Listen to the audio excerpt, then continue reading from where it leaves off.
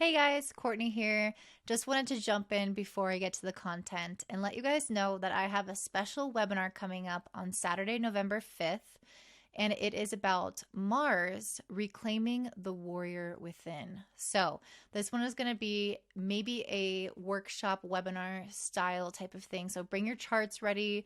If you have questions, of course, come prepared with those. But we're going to be taking a deep dive into looking at Mars and how it will develop in our childhood, and basically how we can kind of take back where we may have been suppressed in some ways in regards to our autonomy, our will, our anger, our assertiveness, our ambition, our masculinity, our entrepreneurial self, our physical self. Those are all aspects of Mars that can be either underdeveloped or suppressed or really supported in our charts. And if you want to learn about the side of yourself and learn how to bring it into balance, then definitely check this one out. It's very near and dear to my heart, so I hope to see you there. The link for that is down below, and I hope you guys have a great day. Hey guys, this is Courtney from Willis Boom, and today we're going to be talking about how to predict things with astrology, specifically using transits. And this is just a quick kind of introduction into the topic of transits. If you've always wondered how do they work and the nuances of transits and maybe how to predict some things for yourself, then this video is going to give you a brief kind of overview of that to get you started. I will be doing a course on this next year, I think a webinar series where you can attend live and ask questions, and the recordings will then be available after that. So if you're interested in something like this, definitely make sure you subscribe to my email list on my website, and you guys will definitely hear about the first announcements of that series. Okay. So, how do astrologers see ahead? There are many different types of tools, and today I'm really only going to cover transits for you guys. But you can see that the chart on the right-hand side says transits, and this is essentially what astrologers are looking at every day in order to see what is going on that day in the sky. So we're basically seeing, okay, in this chart, I see Venus and the sun are right next to each other in the sky today. I see that they're both in the sign of Libra. And I also see that Uranus and the North Node are next to each other. And I see that Saturn and the Moon are conjunct each other at both 18 degrees of Aquarius. And so I can see that right now, today, at the time that I'm filming this, that's essentially what's going on. And I can deduct some ideas about what that means. And so this is called mundane astrology, where we're looking at essentially how the current astrology of right now, today, is affecting everyone collectively in the world. So how is this going to affect world events? For example, if we see some really volatile energy with Mars and Pluto, we might suspect that there could be wars started. Or if there's currently wars going on, maybe some peaceful energy with Jupiter or Neptune could bring some closing down of that cycle. And so astrologers can see ahead by looking at these transits, looking at where the planets are in the sky today, right now, and making predictions. And they're essentially based off of what the planets mean. So each planet has its own inherent meaning. We also look to the sign that the planet is in to understand how functional that planet is in that sign. For example, if it likes to be in that sign, if it pairs well with that sign, the energy will go more smoothly, or the other side of the coin, which is it could be a little bit constrained in this energy. And not only that, but we also want to look at the sign for its own qualities. How does this sign tend to express itself? If it's Virgo, it tends to be maybe more behind the scenes, more organized, more analytical. And if it's Cancer, it might be more emotive. It might be kind of a little bit more up and down, or kind of unexpected. And so we're kind of pairing the innate meaning of each planet and the innate expression of each sign together. So that's going to give us one layer of how we look at a transit. So if we know that for this month, the sun is passing through the sign of Libra, what is that going to tell us about the experience of the collective? What does the sun usually bring to our awareness? What does the sun usually do in our lives? And that will depend on what the sun means, which we're going to cover later. And it will also depend on what that sign means. So we're going to understand kind of where we all feel drawn as a collective in this period of time. We also want to look at aspects between planets. So planets are making these beautiful, complicated angles to each other, and they're basically having conversations with each other. And the conversations are pleasant, or they're distracting, or they're argumentative. And this is going to add to the layer of conversation or the layer of meaning. So not only are we looking at this planet, what that means in this sign, but we're also looking at this planet and what that means in this sign and how they're interacting and what that means between them. So it's a lot of information that you're processing. So it can be quite overwhelming if you're just starting out with astrology to jump into transits. I highly recommend just taking things one step at a time and always kind of ending here, adding layers of complexity as you go. And I think transits and relationship charts, we start combining multiple charts, makes things really complicated just because you have a lot more information to consider and create meaning out of. And lastly, the other thing that we look at are the houses that the planets are in. And this is not going to be of particular importance for mundane astrology because there aren't necessarily houses for mundane astrology. We're just looking at the sun being in Libra, making an aspect to maybe, making a quincunx to Uranus and the North Node, and that might mean something for everybody everywhere. However, where houses start to become important is in our personal charts. So we all have a set of houses based off of what our rising sign is. So for example, if you're a Sagittarius rising, having the sun move through Libra is going to mean for all Sagittarius risings that the sun is moving through your 10th house. And this will depend on the degree, but if you're using whole sign houses, every Sagittarius rising will be experiencing maybe bigger energy in the month of October, or at this current moment, I should say, bigger energy kind of focused around career, big life moves, what is up next in terms of maybe getting married or moving or focusing on kind of new opportunities through work. And so that is something that I would predict because as a Sagittarius rising, this individual would have the sun in their 10th house in the sign of Libra. So houses, again, are all oriented to what sign falls on the ascendant. So if you have, a Virgo rising or Virgo ascendant, your sun in Libra is going to fall in a different house. It'll be in the second house. So that for me would mean I'm focusing more on finances this month. I'm a little bit more focused on second house matters because for me, that's where the sun is moving. So we start to essentially create a bi-wheel where we're having the transit chart on the outside of our own chart. And we can compare and contrast, which we're going to look at later, of how this is affecting us on a personal level. What houses is it passing through in our chart? What planets is it aspecting in our natal static chart? So basically we are all experiencing what's going on in the collective. But when it comes to us personally, we have our static natal chart that is affected differently than others. So when we look, for example, at these really tragic big events like, COVID and the lockdowns and everything associated with that, what we see are totally different reactions to the same event. And this is because some people might actually benefit from that period of time, and some people might be neutral towards it depending on how it's hitting their chart, and some people might really be personally affected. So it really depends on how current planets are aspecting or touching your natal chart in order to understand what may happen during a transit. And it's also very useful to look at an ephemeris. This is something that can look really complicated if you've never looked at one before, but essentially an ephemeris is how astrologers, it's basically like all of this information that you see in a chart that's an image, that's quite easy for me to understand. It's basically having that information in kind of like a spreadsheet format where you're able to see where a planet is in a specific day and period of time.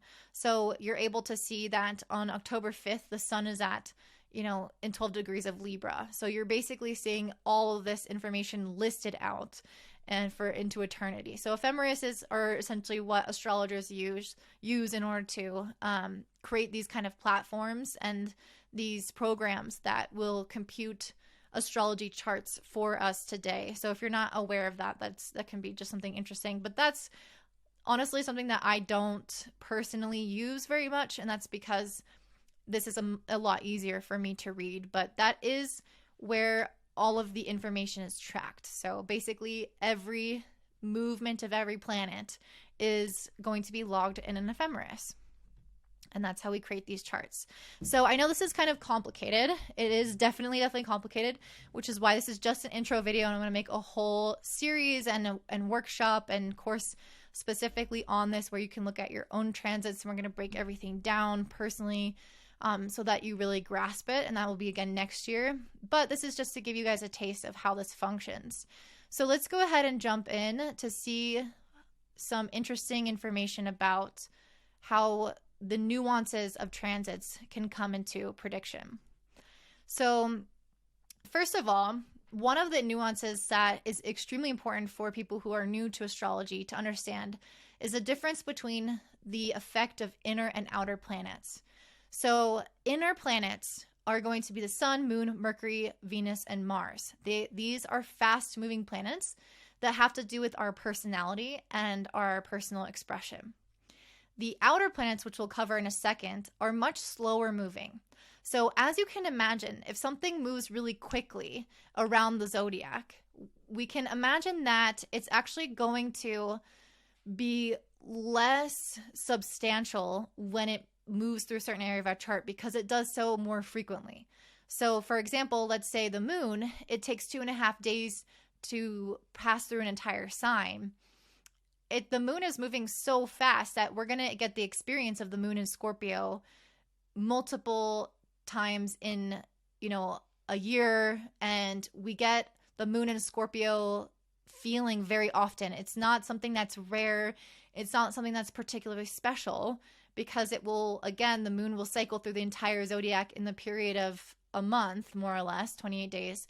And so we're going to get a taste of the entire zodiac of the moon in every single sign, and the moon aspecting every single planet in our chart in the period of 1 month.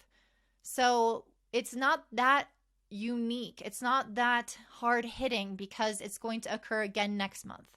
And so that's the thing with these inner planets. The moon is obviously like the least impactful one, not because she's not impactful, but more so because it's a repetitive kind of nature and fleeting in nature as well.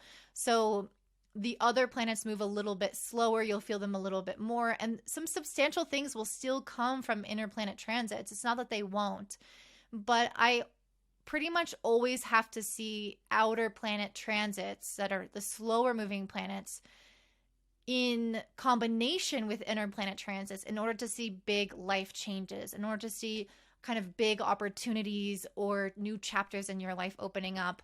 And the moon passing through a sign or sextiling your Pluto is never going to indicate something like that. It could be more so a mood or a conversation or an event that is kind of somewhat inconsequential. But if we think about a relationship, for example, I always say relationships are made up of all of the little things. And I think life is very much like that. While we have outer planet transits to direct us to huge life changes, what builds us up to those big life changes are a series of also very small events. So it's not that they're insignificant, it's that they're playing in an orchestra all together, and that we can't necessarily pinpoint big life changes through inner planet transits alone. So let's go ahead and talk about what these inner planets mean, and that's going to give us a better idea of what might be happening during a transit with each of these planets. So first of all, we have the sun, which is related to the career, our clarity, our father, our health, our direction, our confidence, visibility, success, and it spends 1 month in a sign. So let's say we have the sun passing over our Venus, for example. This could be a time in which you become more popular, because the sun is about visibility, and Venus also has a lot to do with being liked and relationships and harmony.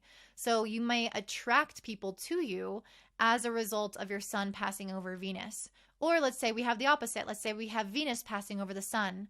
You may be more physically attractive at this time. You may attract more financial abundance into your life. You may meet new friends. So this is kind of a dynamic of an inner planet transit. It's something that's somewhat fleeting, but it's still going to give us blessings, new opportunities, certain challenges and hardships, and they're just going to be maybe something that isn't this huge moment in your life where you realize that something massive changed.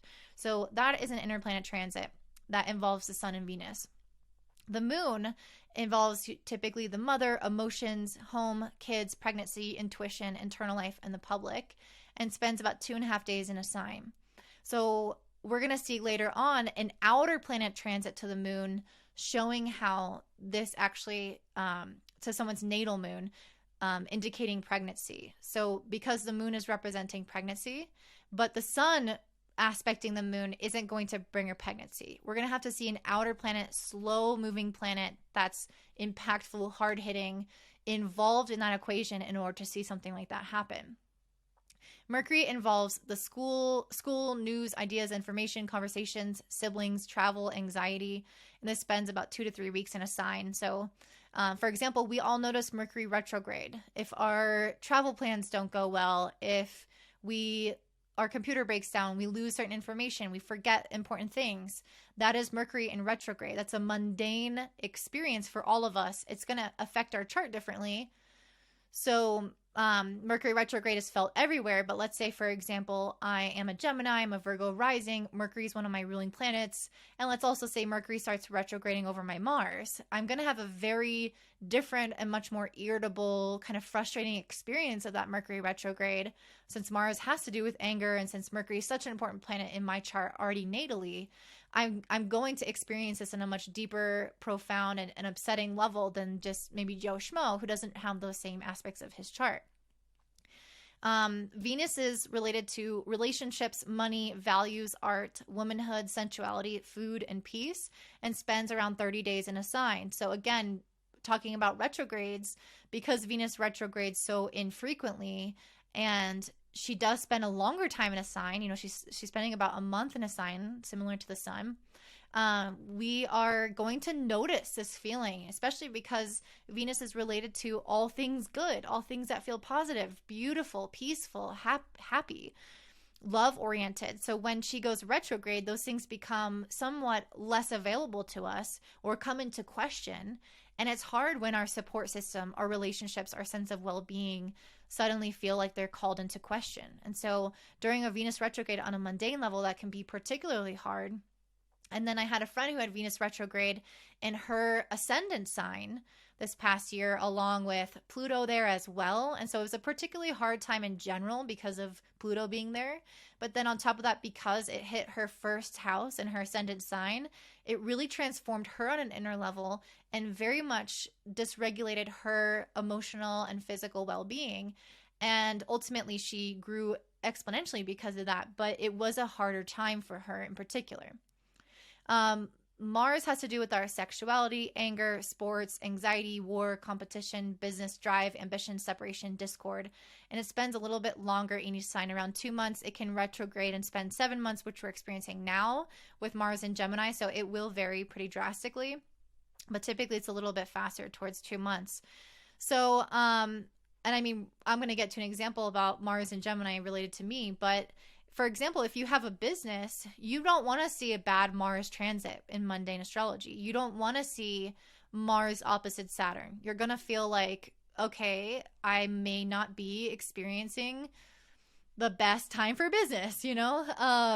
That's an inner and an outer planet involved, though. So that's not really a pure example of just inner planets. But let's say you have Mars passing over your natal Venus. You might be much more inspired to search for relationships.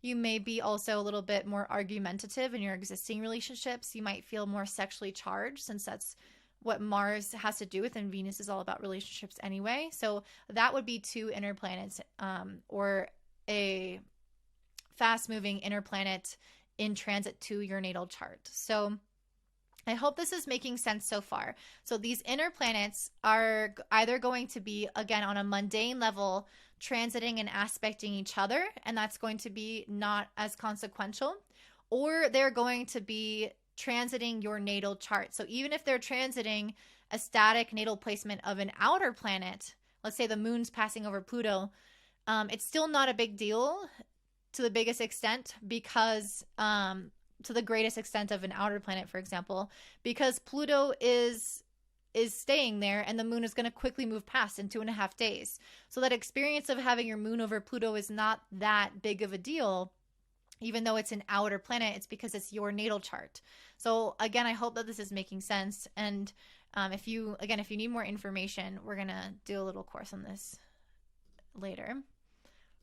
Okay, so as I already mentioned, inner planets move quickly, so they have less of an impact. The moon aspecting Pluto is an experience everyone will feel for a number of hours or days rather than months or years. So if Pluto is going over your moon, if the slow moving outer planet Pluto is passing over your natal moon, that is going to be experienced for like 3 years typically. And then if the moon is passing over your natal Pluto, that's going to be experienced for maybe like a day. So it's a totally different experience.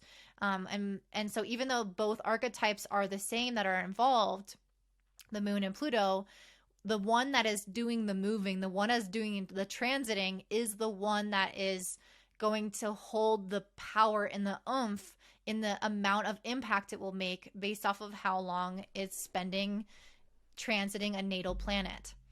So again, moon aspecting Pluto would indicate a change in your mood. For example, there was a day where moon was conjunct Pluto where it was just quite intense. People were feeling a little bit more volatile. Emotions were coming to the surface. There was kind of shadows and darkness that had to be addressed. And that was just for that day. And then the next day, things started to improve. So transits from fast moving planets to your chart have a similar effect, but are more personal because they're plugged into your chart directly. For example, if Mercury moves over your natal Jupiter, you might have a really great idea to study something new. And if in the mundane collective chart, if Mercury is conjunct Jupiter for that day or that couple of days, everyone might feel a lot more optimistic and social for those few days. So it has a slightly different effect, although they can be very similar because the archetypes are similar.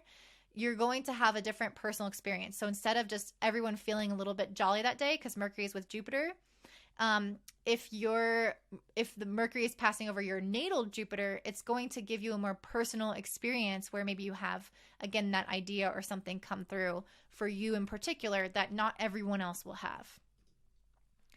Okay, so here are some examples. So these are both my chart. The first is where we have Mars transiting to my natal sun. This was like a couple weeks ago. I was extremely irritated. Like I was very, very irritable, argumentative, just feeling competitive and upset, and just like I almost couldn't emotionally regulate as well. I also got injured around that time, and I felt this for about a week. Not constantly, but I felt very fiery, and that's because Mars, which is the planet of anger and argument, being argumentative, was going over my sun, which is my identity and who I am. So it's a time where I was feeling just extra, extra fiery. And also Mars and the sun are both fiery. So it doesn't help that they don't kind of calm or cool each other down at all. The second chart over here is where Venus passed over my Jupiter, which was the one that happened more recently. This Venus is passing over my Jupiter in the second house. And actually, Venus happens to be the ruler of my second house. So even though it's a transiting planet, it does kind of carry more significations related to the second house, which is all about money. On this day, just a few days ago, I created an entire plan for the next year about how I'm going to market my services and what kind of content I'm going to make and how it's all going to funnel into each other and hopefully lead to financial success. And so this is an exact example of this. A really positive planet on another positive planet in the area of finances is giving me the right idea I need for the future, which is very Jupiterian, to plan for success. And so even though it's an inner planet, so it's not like this massive moment in my life where I achieve the success. It's the idea, it's the plan, which is also very important as well. So these inner planets, again, these inner planet transits, again, are what build into these outer planet transit moments in our life. So what are these outer planet transit moments? So we have Jupiter, Saturn, Uranus, Neptune, and Pluto. They move so slowly that they create noticeable shifts and chapter turns in our lives. So The especially slow planets like Neptune and Pluto are often noticeable after the fact, because it's like watching a tree grow. It's only years later that you tend to see the massive change that has already happened. And because they move so slowly, it's important not to only look at the change of the aspects that they're making to your natal planets, but it's also really important to pay attention to when the planets change signs and when the planets change houses in your natal chart. That's going to make a really, really, really big difference in your life. And you will notice that there are huge themes that surround those areas of your life. So, for example, Jupiter this past year has recently entered into the sign of Aries. Jupiter spends 1 year in a sign. So, for it to now enter into a sign of Aries is a collective chapter for all of us to focus on what Jupiter means, which is growing in our sense of independence, in our ability to take risks, to do things for ourselves, assert our own boundaries, express our anger, all of these Aries qualities mixing with Jupiter, which is all about growth and becoming the best version of ourselves. Jupiter is also about mentorship, teaching, ideas, wisdom, spirituality in school. So I honestly think it would be a great time for a lot of people to start businesses, for example. Then we have Saturn, which spends 2.5 years in a sign, which is all about maturation, big life commitments, work, trials, challenge, endurance, death, aging, progress, truth, reality, pessimism, stabilizing. Saturn is the planet involved in some of the biggest life chapters. It's the one where we get married, where we get divorced, where we lose a parent, where we have a baby. Our Saturn return at age 30, super important moment in time in our life, where we just completed one revolution of Saturn around our whole zodiac. And so we've gotten an idea of what Saturn feels like in each of the signs. We have an idea of what it feels like to experience the tests of maturity and growth and adulthood in all of these areas of our life in each house of our chart. And then we get to bring it back, synthesize it, and then start our next journey of maturation. So it's quite the big deal. And then we have Uranus next. So I did these out of order. Uranus spends around 7 years in one sign. So again, I skipped Neptune. I'm on to Uranus, and then we'll come back to Neptune. Uranus also tends to have very transformative periods of our life, where I've already talked about this in a video that is a part of this Astrothon series. So if you can find it there, but it's about kind of big life cycles and the outer planets and what that all looks like. But Uranus has to do with breakthroughs, chaos, change, massive upheaval, dissatisfaction with status quo, erratic behavior, feeling energized, trouble sleeping, inconsistent, and new. It has a lot to do with freedom and liberation and independence, and again, more and more new. So we're going to have a look at Uranus in some of these charts coming up, but for one of my clients, it has a lot to do with a brand new path for her in her life in these major, major moments. Just like Saturn and Uranus are very much kind of hand in hand in terms of their ability to make big life changes. And then I will also mention Chiron is an asteroid that is actually located between Saturn and Uranus, has also been known to make pretty impactful changes. It does also move very slowly. And this one tends to be a little bit more challenging or tricky because it can bring up painful realizations and things that we need to heal in our lives. But I just thought I'd also mention that I've seen in a lot of these important outer planet transits, Chiron typically is there too, in an exact aspect to the natal chart. Neptune spends about 14 years in a sign, and it has to do with spiritual growth, soul evolution, creative thinking, emotional raw, healing, vulnerable, psychic, sensitive, confused, deceived, distorted, tired, and uncertain. And I just went through Neptune squaring my sun back in 2018 to like 2020. And during this period of time, I had massive changes, and it was a really big shift in my identity. I was living in New Zealand at the time, and I met this guy really randomly, and it was like love at first sight, and we started dating and just like fell in love way too quickly. That's not really typical for me. So that's very much Neptune of like just having my head in the clouds and, you know, feeling like this is so perfect and it's not. And so I moved with him to Australia, which again is kind of crazy already, very Neptunian at that time. And our relationship was kind of toxic, and I had a bunch of stuff, like a bunch of ups and downs I had to go through. I got fired from my first job ever. And I just had a lot of really weird, disorienting experiences.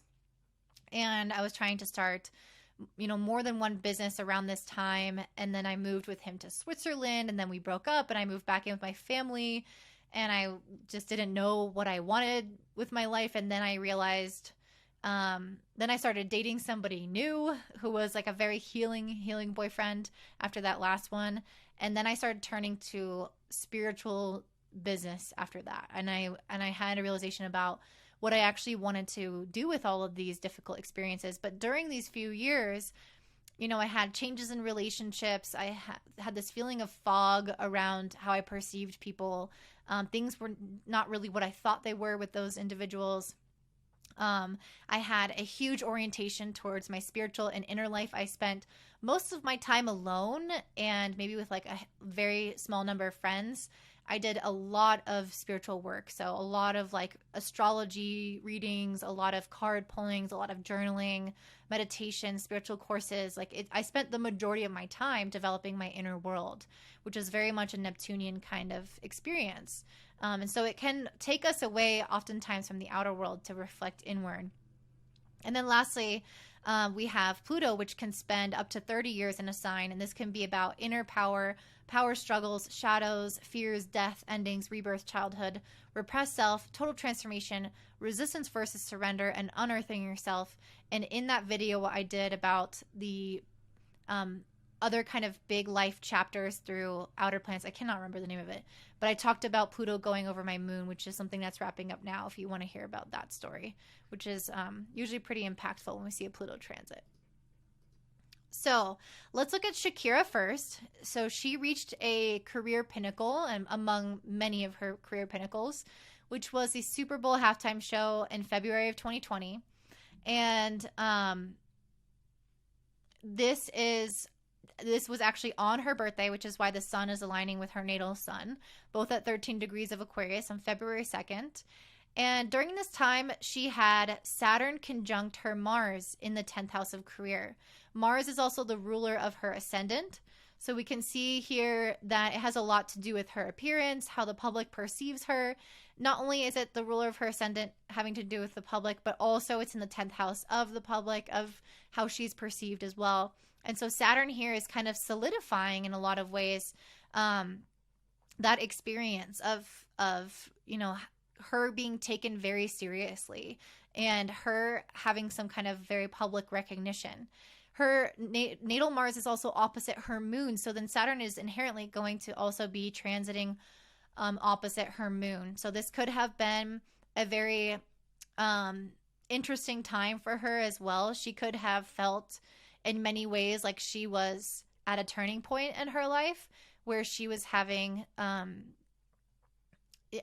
what I've seen, for example, is that there's kind of two things that Saturn can do. It can make us see what we have left and what we haven't done maybe to our fullest potential. So the lack, and then it can also give fruition to the things that we have worked really hard on. And so this could have been a time where she maybe felt a little bit of both, where she felt like she needed to work really hard and be perfect and prove herself and, kind of put a lot of pressure on herself with the Saturn opposite her moon. And at the same time, she could have also felt like this was a reward for her past efforts and past actions. And the moon being related to the public is also indicating here how she's obviously being received in a very public way.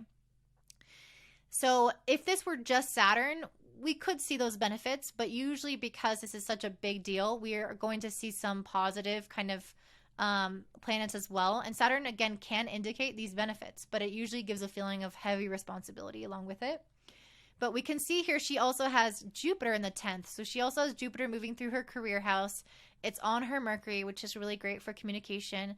And it's an exact square with her Pluto. So not only is she able to express herself well, but it's through her expression, through her light shining, that she's going to have some massive changes in her life in regards to maybe some close relationships. Maybe the 7th house in a celebrity's chart can very well indicate not only close personal relationships, but I think the people who she has an impact on. And so this could really make, again, an impact or transformation on people who look up to Shakira as somebody who represents them, as somebody who represents, womanhood or being Hispanic or, whatever it is that she embodies. And so this could have a really powerful kind of changing effect on the world around her, as well as maybe her, relationship with her partner. I think that this could indicate, stuff going on with PK or things happening behind the scenes that we're not really aware of. So that is this massive kind of moment in her life, looking at the outer planets specifically. And then, of course, there are stuff going on with the inner planets as well. Okay, now let's look at this client chart during the birth of her child. So she experienced her Saturn return here. You can see they're both at 25 degrees of Aquarius. Her natal Saturn is an exact square to Pluto at 25 degrees of Scorpio in her 12th house. So her Saturn return was automatically going to activate this square with Pluto. So when I see something like this, this makes me think that the Saturn return may be a little bit harder than it would be for somebody else, because of this square with Pluto in the 12th.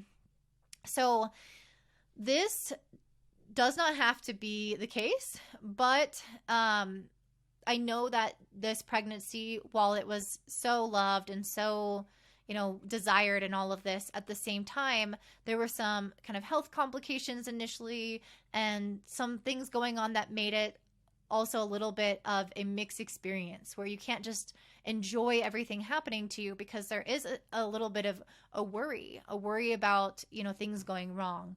And so this square here is going to bring about this kind of fear and worry. And at the same time, a Saturn return in general is going to ask you to level up in terms of your adulthood, in terms of your responsibility. And that's, of course, exactly what the birth of a child does. We can also see that Chiron, which I mentioned, is a slow-moving asteroid associated with childhood pain, healing, soul's purpose. I'm going to do a whole video on that as well, so make sure you check that out. Chiron is an exact square with Mars in the 8th house. So this is her ruler of her 5th house of children. You can see her 5th house has Aries on the cusp. So that means that Mars is likely going to be activated during a transit when she's going to have a birth of a child. And so we see Chiron is activating this here. And so I would be curious to see how, if this individual experienced, their own pain or insecurity around maybe not being a good enough mother, not being perfect, or having this kind of tie back to childhood. And so that would be something I would talk to the client about if they wanted to discuss that with me. The thing that really to me is indicating that this is absolutely a pregnancy is Uranus. Even though Uranus is not in the tightest aspect to everything else, it's not exact. It's pretty tight already. So her Uranus is within 1 degree sextiling Mars in the 8th, which I already mentioned is her child planet. So I'm going to see something going on with Mars when she's giving the birth of a child. And Uranus is this kind of unexpected planet, a new blessing, some new chapter of your life unfolding, something that you've never experienced before. And so we can see this liberating kind of new experience in the area of children. And then Uranus is also squaring her moon. So there is this also reflection on the moon, which has to do with motherhood. And it has to do also with our emotional experience of things. And so maybe this new changes had to affect her kind of habitual nature, and had to, a lot had to happen internally for her to step up in terms of, I'm now a mother, I'm redefining my identity, I'm redefining who I am internally. And that's a huge shift going on within yourself. And so we can see that happening here, not only with Uranus sextiling Mars, which is indicating the birth, but also of Uranus squaring the moon, which is indicating the internal shifts that have to go along with that birth. Lastly, we see Neptune trining Pluto in the 12th. So I think that this is also what helped the Saturn return experience not be so negative, because at the time she also had this beautiful trine with Neptune going on that's indicating healing and rejuvenation and spiritual support in this responsibility, feeling also quite happy and idyllic about this whole situation, even though there may be some fears there as well. And then lastly, she had Pluto in the 2nd sextiling her sun in the 4th, which is huge. They're both at 28 degrees. And this is indicating that she's having a massive transformation of her identity. There's a death of who she used to be and a new person reborn. And that Pluto sextiling the sun, Uranus squaring the moon is indicating that she's no longer going to be the same person ever again. And these massive outer planet transits to the sun, the moon, and our ascendant or ascendant ruler are deeply, deeply personally felt. And we can sense or see when we look back these huge shifts in ourselves. Like, that's when I was like this, and this is when I was like that after a transit that happens like this. Okay, so this is the same client who got married. This is her, marriage day chart. So we can see that she has Saturn in her second, trining Jupiter in the 10th house. And this is very common. We'll often see some kind of 10th house activation occur because the 10th house has to do with our public stance in the world. If you have a Mr. or a Mrs. In front of your name, kind of indicating marriage, then this is a change. Or maybe becoming a mother would be a change, or moving your house, or owning a business. That's kind of like a change in your identity in the world. And so Saturn making a trine to Jupiter in the 10th house is indicating this massive identity shift in a positive and uplifting way. And at the same time, we can see Jupiter is making an exact trine to her descendant, her relationship line. They're both at 10 degrees. So it's not only saying is she making a change in her kind of public stance and public image, but it's reflecting back on her relationships as well. On top of this, Jupiter is also her ascendant ruler. She's a Sagittarius rising. So Saturn making a trine to Jupiter is again going to reflect back on her and how the public views her, and also how she will view herself and make decisions, because I always see the ascendant as how we make decisions from a different place of, now I'm a married woman, so this is our house, this is our money, this is our goals, this is our life. And so it's this level of commitment which Saturn brings to the table of, I'm committing to this, I'm having this lasting stamp and this big change in my life, and it's affecting my public stance, my relationship status, how I make decisions, and how people view me. We also see Jupiter conjunct her natal Saturn in the 3rd house and squaring Pluto. It's not super tight orb, but it is going to indicate that this area of her chart, which was again affected when she had the birth of her child, this area of her chart is activated again when she's getting married. And so we can start to see here that Saturn, which is again already a planet of commitment, is being activated on these big days of her life. One of them with Saturn, one of them with Jupiter. Regardless, they're asking her to grow in some way as an adult, to mature, to have these big kind of life chapters in her life. She also has, very importantly, Uranus in the 5th house of romance, sextiling Mercury in her 3rd house.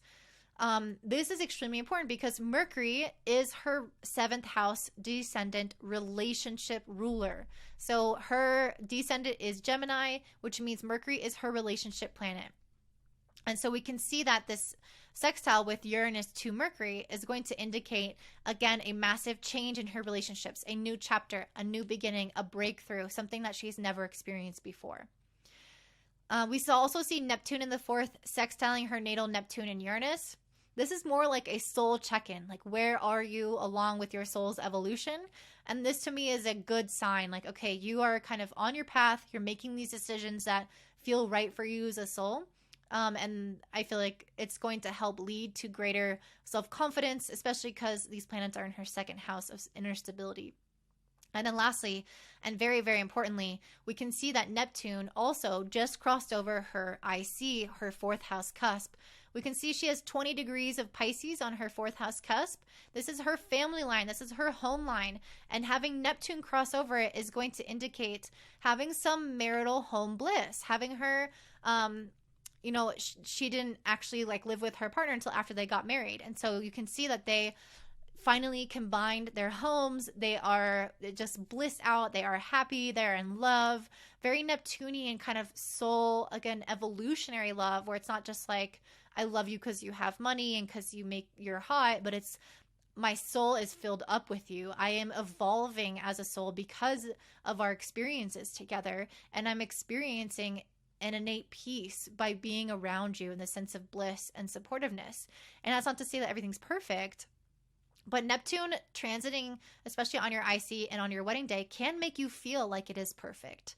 And so it is going to give that kind of sparkly, magical energy to whatever you're experiencing at that moment in time. So we can see that this is a beautiful union. Not only is she having this level of commitment with Saturn, growth with Jupiter, exciting new change with Uranus, but also soul's perspective and evolution with Neptune. So this is what I see when it comes to outer planet transits. You can see it's not just one thing. Every planet has a lot of things going on with it. So, and every chart has a lot of things going on with it. We can't just say when Saturn moves here, it means this, because there is so much more going on in the chart at a given time that we have to take into account. And that leads me to our last page about limitations and concerns. First of all, we know we can't know for sure what a transit is going to mean. So just because someone has a Saturn return doesn't mean they're going to have a baby, doesn't mean they're going to get married, doesn't mean they're going to have a loss of parent. It could mean anything. And all we know is the archetypes of that planet and the planets going on in aspect with it natally. So we're just looking at all this different information, archetypes, and we're trying our best to understand what that could possibly amount to. So we never know for sure. And astrologers who say that they know for sure are obviously lying. So please just use your own intuition when listening to some of the things that people suggest could happen, because sometimes, for example, planets will have multiple meanings. And so Saturn can mean commitments, but it can also, like, committing to something, saying yes to something, but it can also mean endings. It could be saying no to something, walking away from something. And so it's really hard to say, which one is going to happen. You're going to have to look at the context. But knowing that things have multiple meanings adds that complexity of knowing that we can't ever, again, know for sure what it will be, because there are too many options. We also can't really tell if something is going to be like a huge thing that you look back on and you're like, yes, that's the moment that everything in my life changed. You can look at these outer planet transits and you're like, this is going to be huge. And sometimes you do notice that they're really big, and sometimes you don't really notice the changes until years later and you look back. But regardless, there are times where it hits really heavy in the moment and times where it doesn't. And it's very hard to know as an astrologer if they're going to really feel that kick in the gut at that time, or that big enhancement at that time, or not. The best way to tell is if you see a bunch of patterns that repeat the same type of meaning, and to use, again, your own intuition. But my biggest concern is that people worry about upcoming transits, and I have been guilty of this as well, which is why I'm concerned about it happening to my clients.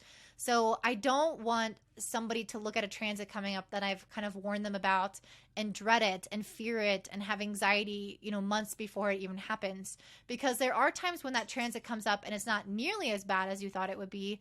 And there are times when another transit comes up and it's bigger than you originally thought it would be. And so the worrying is not going to help. So I kind of want to make a whole other video on this, and I think I will next year. But if you find yourself worrying about upcoming transits, just know that it's not really worth worrying about, because you can't know for sure. It's just the anxiety about what is unknown, what is a potential, what's in the future, and what it is you can't control. So if you find yourself overly concerned, my suggestion would be to take a step back, ground yourself in the present moment, and become more aware of the here and now, because that is the only thing you have any type of control over. And then as well, realizing that you have the tools inside of you to be able to handle anything that comes if there are things that do arise. And then if you do struggle with constant anxiety around transits, maybe it's more beneficial to look at transits when they're going on. So instead of looking at something 6 months from now, if you get a reading from me or a report from me, actually looking at things once you've experienced them or once you're in them and you need advice or understanding of context. This is extremely healing and extremely helpful to have that. And anticipation of it beforehand can be detrimental. So we really want to kind of ride that fine line wherever your mental health is in a given situation. You need to be very aware of how to best take care of yourself. And sometimes knowing less is actually a little bit more helpful. And I guess the last thing I'll say with that is just think back to how many other difficult transits you've already passed without knowing. There are so many things that we've undergone and that we've overcome and that we have done so well with. And we have to give ourselves credit that we can handle no matter what, we can handle anything no matter what comes.